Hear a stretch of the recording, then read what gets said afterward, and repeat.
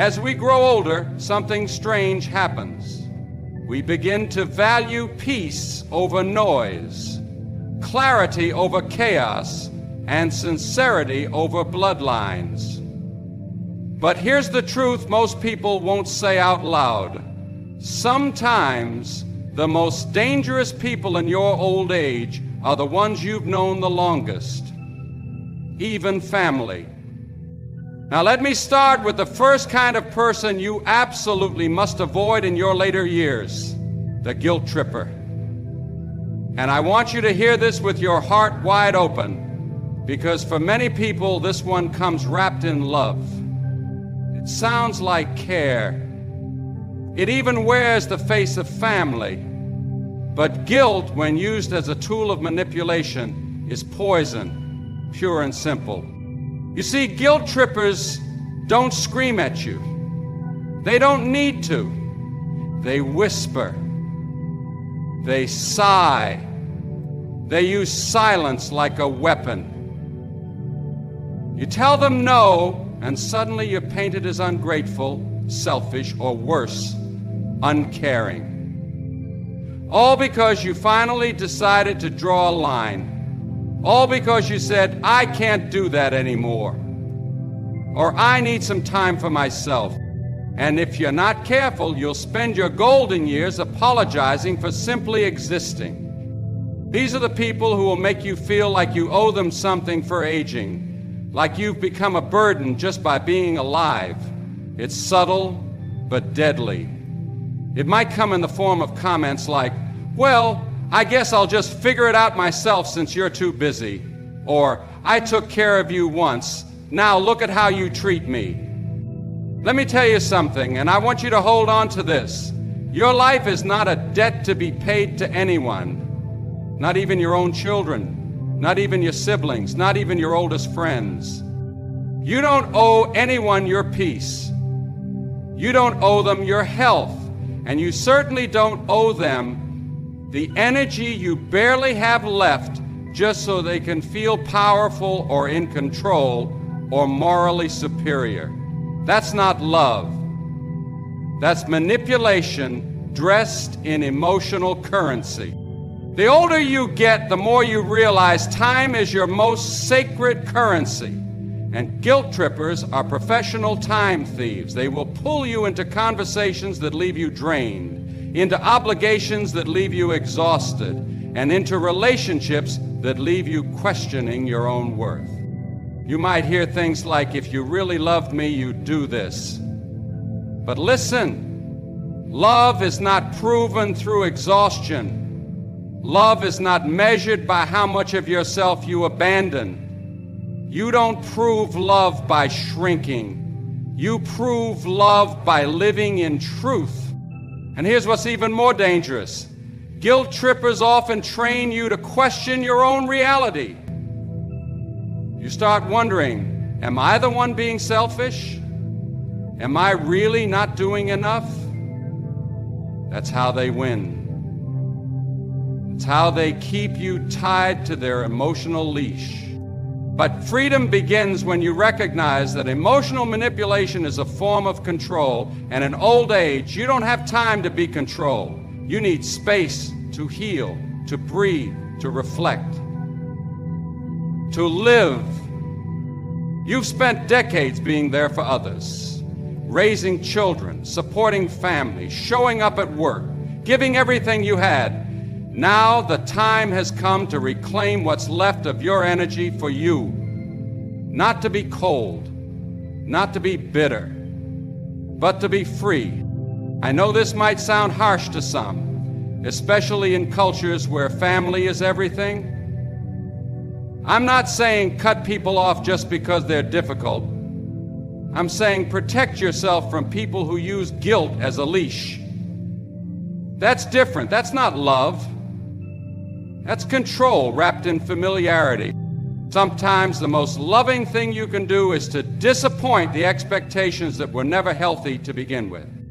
And here's the truth a lot of people are afraid to admit.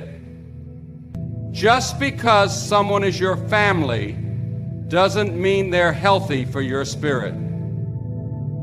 Let me say that again.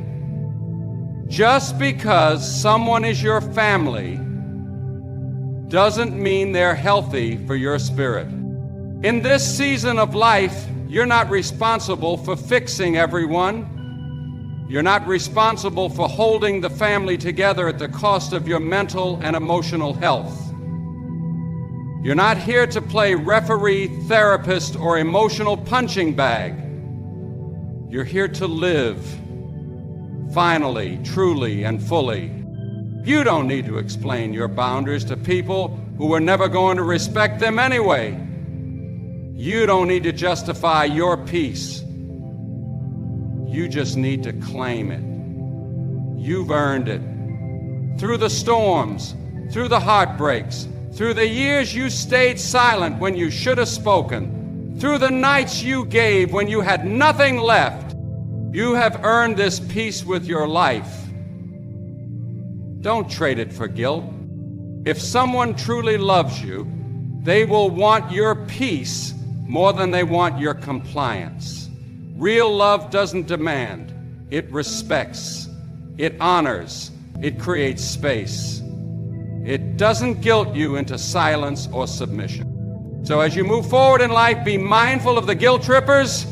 They might come with warm smiles and soft words, but if your soul feels heavier after they leave, pay attention to that. Your spirit knows what it's being pulled into. And if you ever need a reminder that it's okay to say no, here it is. Saying no to them is saying yes to you. That's a trade worth making every single time. Now let's talk about another type of person you need to start backing away from. The constant complainers, the never satisfied critics, the ones I like to call energy vampires. You know who I'm talking about. These are the people who could win the lottery and still find something to complain about. The sun could be shining and they'll still tell you it's too bright. You could be having a peaceful day and they'll show up with a cloud over their head and try to drag you under it with them. In your later years, energy becomes sacred, and you don't have the same reserves you once had. You've got to be selective about where you spend it and who you spend it on. But energy vampires, they don't care about that. They will talk your ear off for hours about everything that's wrong in their life, never once asking how you're doing, never once checking in on your heart. And what's worse, they don't even want solutions. They just want company in their misery. They drain your spirit, not with loud arguments, but with the quiet, steady drip of negativity. It's constant, it's subtle, and it's exhausting. One phone call, one visit, one conversation, and suddenly your entire day feels heavier. You feel irritated, anxious, unsettled, and you don't even know why. That's how it works. They offload their emotional weight onto you and then walk away feeling better while you're left carrying bags you didn't pack. And I want to say this plainly. You were not put on this earth to be someone's emotional landfill. You were not created to absorb everyone's darkness at the expense of your own light. That is not your job, especially not now. I know some of these people might be close to you, maybe even people you've known for decades. Maybe it's a sibling, a lifelong friend, a neighbor, or even one of your own children. And that makes it harder. But listen closely. Just because someone is in your life story doesn't mean they get to write your ending. If they can't bring peace into your space, if all they do is drain, complain, and criticize, then it is absolutely okay, necessary even, to create space, not out of anger, but out of self-respect, out of a deep understanding that your emotional well-being matters, and you no longer have the time or desire to pour yourself out for people who only take. You ever notice how being around certain people makes you feel smaller? How after talking to them, your mood shifts, your hope shrinks, and suddenly you start doubting things you felt clear about just moments ago? That's the quiet erosion of your peace happening in real time. That's the cost of constant negativity, and trust me, it adds up over time. There are people who have gotten so used to complaining, they don't even realize they're doing it anymore. Their whole identity is built around what's wrong, what's missing, who's to blame. And if you spend enough time with them, they'll start convincing you to see life that way too. That's the real danger. They don't just drain you, they reshape you. They mold your perspective with their bitterness. And if you're not careful, you'll start picking up that weight without even knowing it. You deserve to be around people who lift you, who challenge you in love, who speak life, not just loss, who remind you that even though the world is messy, there's still so much beauty in it. And if you don't have that in your circle, then maybe it's time to tighten the circle. Let me tell you something most people won't. Peace is louder than noise. Peace doesn't need to announce itself. It doesn't need to prove itself. But when it's gone, you feel it in your body, in your spirit, in your mind. Protecting your peace means protecting your energy. And protecting your energy means stepping back from people who treat your presence like a dumping ground for their dysfunction. You are not obligated to answer every call. You are not obligated to listen to every complaint. You are not required to carry what they refuse to release. It is not unkind to protect your space. It is not rude to say, I love you, but I can't carry this with you today. That is wisdom, that is maturity, that is self-preservation. There comes a point in life where you have to stop apologizing for choosing peace. You have to stop explaining why you'd rather sit in silence than in someone's chaos. You have to stop feeling guilty for not engaging in endless cycles of criticism and complaints. Because the truth is, you've outgrown that noise. And that's something to be proud of. You entering a time in life where your focus should be on healing, reflecting, and enjoying the moments you have left. Not spending them entangled in someone else's drama or misery. You've carried enough. You've sacrificed enough. And now your energy must be guarded like treasure. So when the constant complainers come knocking, when the critics try to pull you back into their swirl of negativity, remember this. Now let me take you into something a little more personal, because this one stings a little deeper.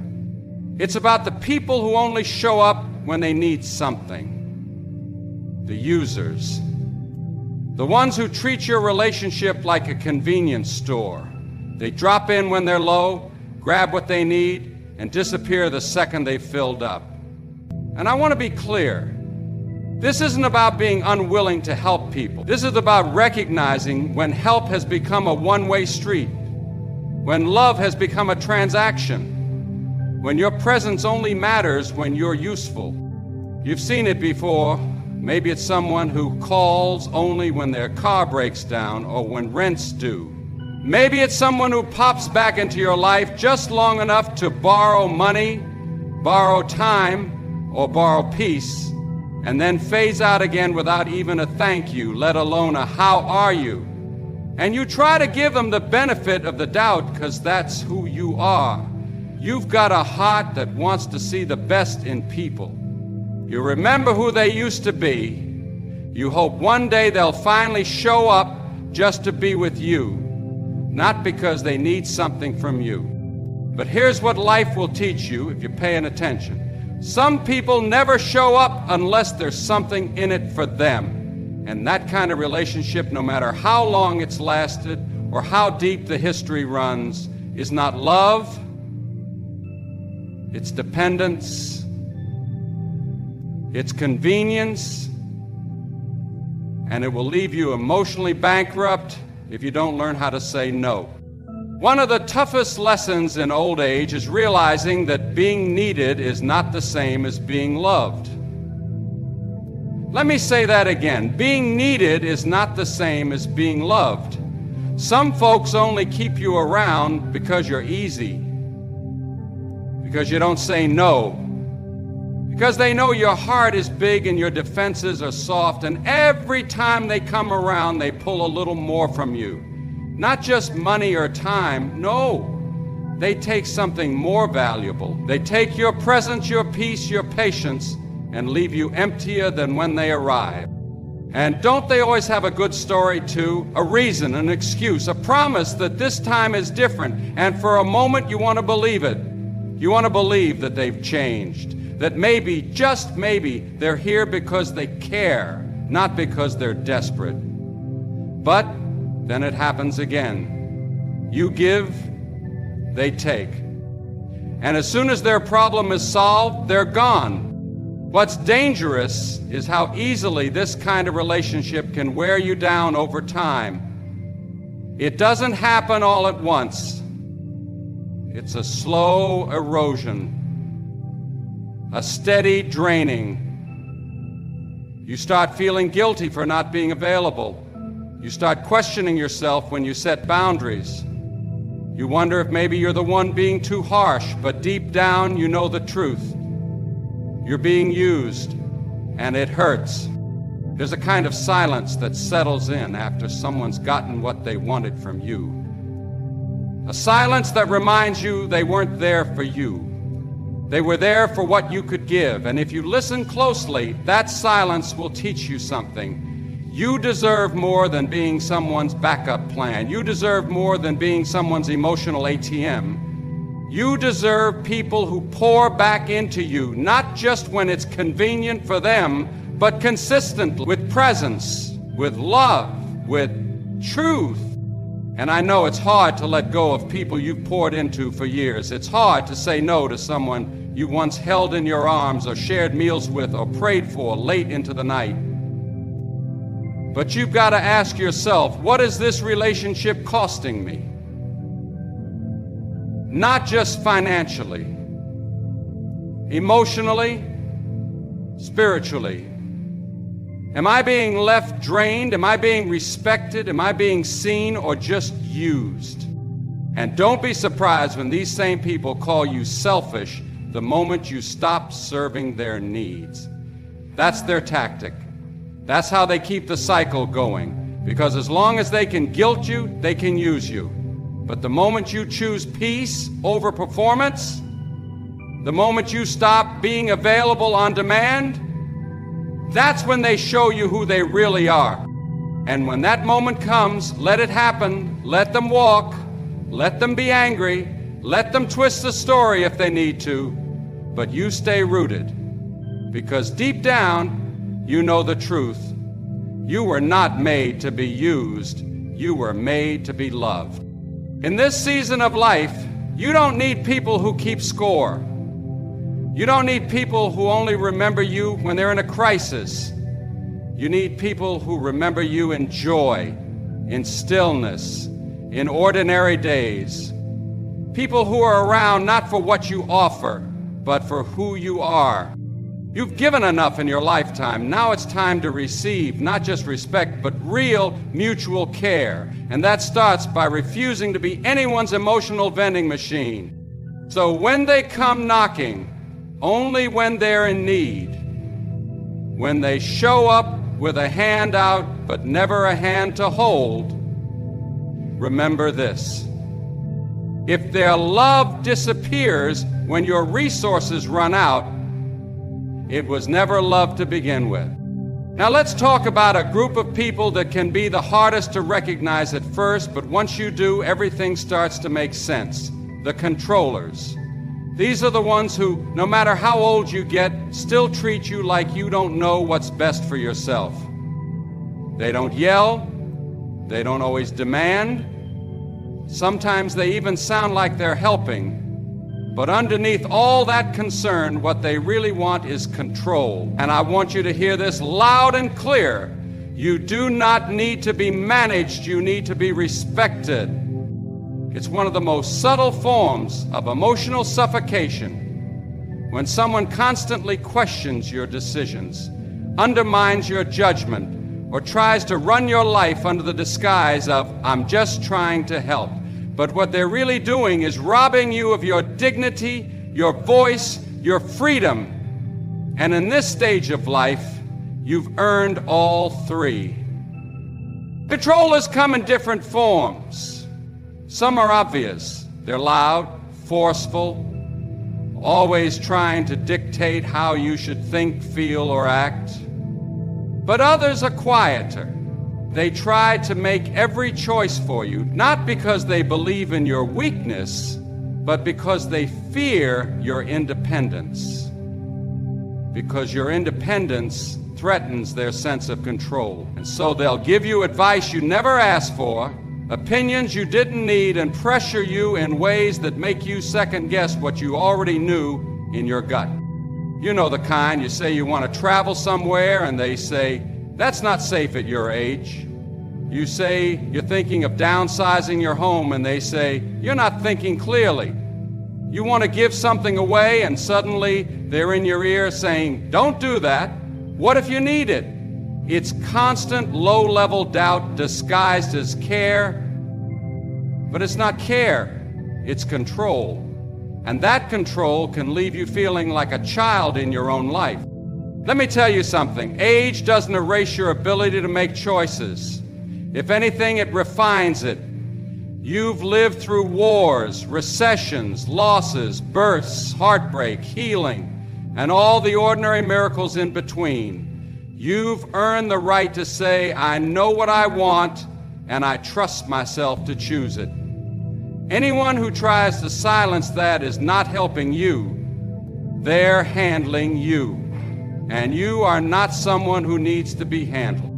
What makes this even more painful is that sometimes the controllers are the people who love you the most. A child who thinks they're protecting you. A spouse who's grown fearful of change. A friend who thinks they know you better than you know yourself. And because their voice is familiar, you start to listen. You start to doubt. And little by little, your life becomes smaller. Not because you wanted less, but because someone else decided you couldn't handle more.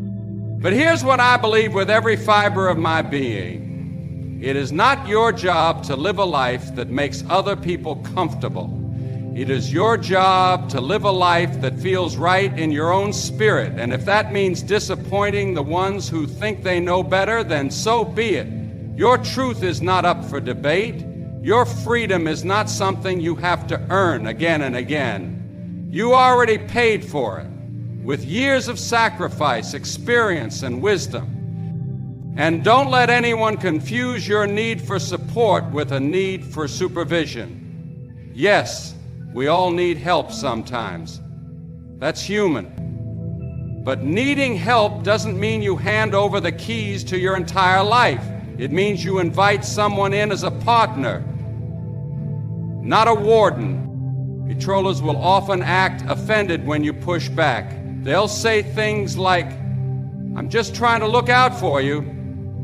But there's a difference between looking out for someone and looking to control them. One is love, the other is fear. And you've lived too much life to let someone else's fear dictate your steps. You deserve to be surrounded by people who trust your voice, who celebrate your choices, who believe in your capacity to lead your own life. Because let's be honest, if they haven't trusted you by now, what more do you need to prove? You don't need anyone to co-sign your life anymore. You just need people who will walk alongside you, not over you. And I know for some of you, this means having hard conversations. It means saying, "I love you, but I'm going to make this decision on my own." It means letting go of the need to be understood and choosing instead to be respected.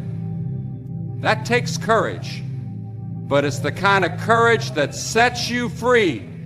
So if someone in your life is trying to put you in a box, if they're trying to parent you when you need a partner, if they're making you feel like your choices are foolish or your dreams are out of reach, stand tall.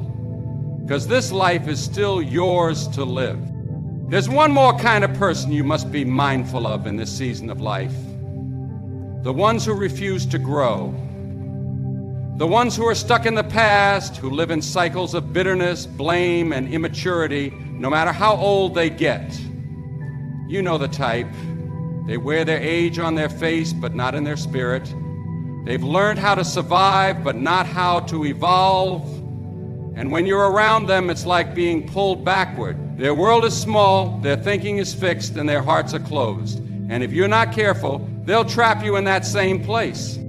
These are the folks who gossip about everything but never reflect on anything. The ones who love to talk about what everybody else is doing wrong but never stop to ask what they themselves need to change.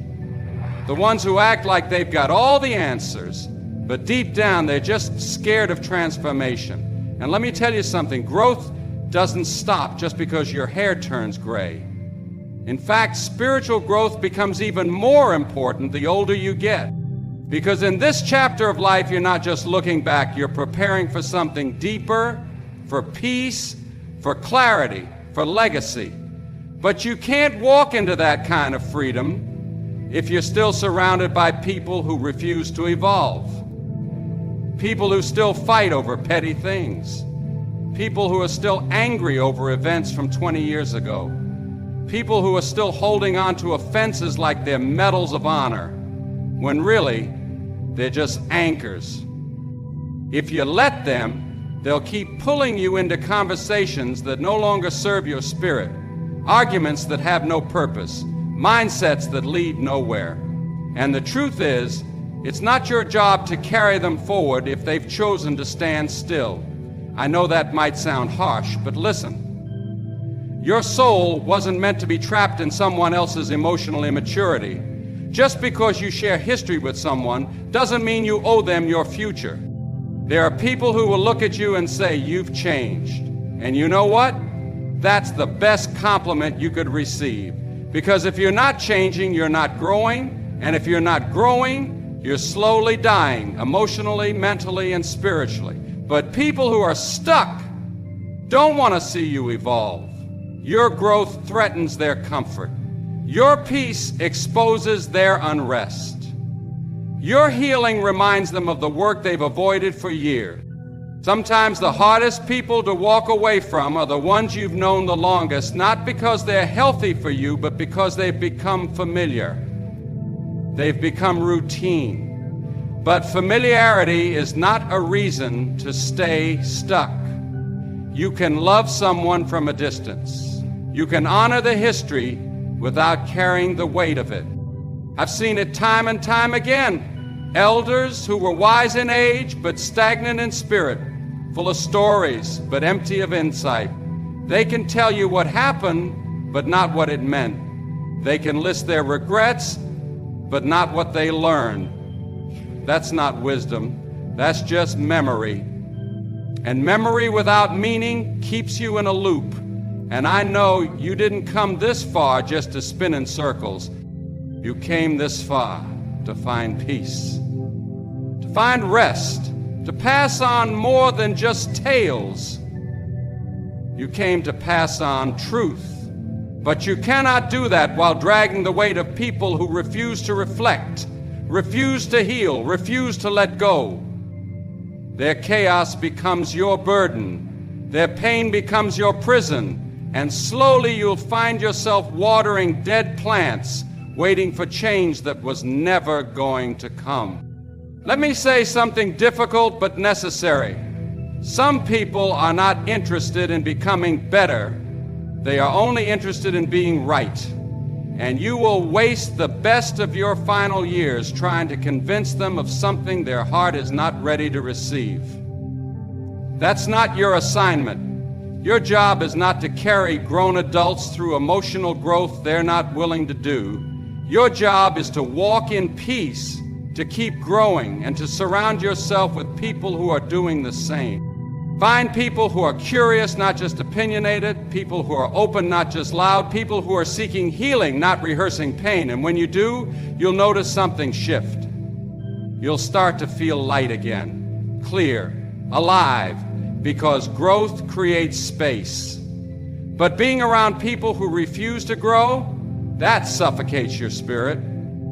You deserve relationships that feel like fresh air, not heavy fog. People who challenge you in love, not chain you in fear. And if that means shrinking your circle, so be it. Because a small circle full of truth and growth is better than a big one full of noise and numbness. So when you find yourself around people who haven't moved an inch in spirit or in heart, people still clinging to bitterness, still blaming the world, still recycling the same conversations from decades ago, remember this: there's one more kind of person you must learn to distance yourself from, especially in this sacred season of your life, and that's the ones who mock faith. The ones who belittle the very thing that's carried you through the storms. The ones who roll their eyes when you speak about God. Who dismiss your convictions like they're nothing more than fairy tales. And I'm not just talking about people who believe differently. No, I'm talking about people who actively disrespect your belief. People who take joy in tearing down what you've built your soul on. Faith is not weakness. It's strength. It's the reason you're still standing. It's the reason you made it through pain that should have broken you. Faith is what held you when people didn't. Faith is what whispered, "Keep going," when everything around you was falling apart. And anyone who laughs at that, anyone who treats that as foolishness, is not someone you need in your space. Especially now. You see, when we reach this stage of life, the questions get deeper, the reflections get heavier. You start thinking about eternity, about purpose, about what really matters beyond the surface. You're not just counting years anymore, you're measuring meaning. And in that space, you need people who speak life, not mockery. People who may not walk your exact path, but who at the very least respect it. But some people are so rooted in cynicism that they cannot help but scoff at things they don't understand. They'll make you feel silly for praying. They'll make you feel small for believing in something greater. They'll mock the very thing that's been your anchor. And if you let them close, their doubt will start to seep into your spirit, not because they're right, but because their voice is loud and constant. Don't you let it happen. Don't you let their sarcasm shrink your faith. Don't you let their jokes plant seeds of shame in your soul, because here's the truth. Faith is not fragile. It's fire. It's what's kept you alive. It's what's held your family together. It's what's healed your heart time and time again. Faith doesn't make you naive. It makes you grounded. It makes you wise. And anyone who can't see that isn't looking with the right eyes. Some of these people might even be close to you, a friend you've known for decades, a family member who grew cold over the years, maybe even one of your own children who now thinks they're too smart to believe in what they call old stories. And you love them. You always will. But just because you love someone doesn't mean you have to let them disrespect what matters most to you. This isn't about arguing. This isn't about trying to convert anyone. This is about protecting the soil of your soul. Because whatever peace you have in your spirit right now, you fought for that. You bled for that. You cried for that. And you don't owe anyone an explanation for why you believe or who you pray to or what gives you hope in the dark. You know what's real. You know what you've been through. You felt the hand of God carry you when nothing else could. You've heard His voice in the quiet, seen His grace in the moments when you least deserved it. And I don't care how educated, accomplished, or enlightened someone claims to be, if they haven't walked through your valley, they don't get to laugh at your light. Sometimes you have to love people from a distance for the sake of your soul. You can still pray for them. You can still wish them well. But you do not have to let them poison your peace or shake your foundation with their doubt. That is not love. That is spiritual warfare disguised as casual conversation. And let me tell you something else. It's not just about what they say out loud. It's the energy they bring. The smirks, the rolling eyes, the passive-aggressive comments that chip away at your peace. Little by little, you deserve better than that. You deserve people who honor your walk, even if they don't share it. People who sit with you in your truth, not poke holes in it for sport. Because at the end of the day, we are all going to leave this place, every single one of us. And when that time comes, what will matter isn't how many opinions we debated, but how much peace we carried. How well we loved, how deeply we believed. And I want you to have peace when you lay your head down at night. Not because life is perfect, but because your soul is anchored. Because you didn't let mockery steal your reverence. Because you held on to your faith, even when others laughed at it. So when the ones who mock what you believe come around, whether they do it with sarcasm or silence, remember this. You don't need agreement from others to stay close to God. You just need the courage to guard your faith like the treasure it is.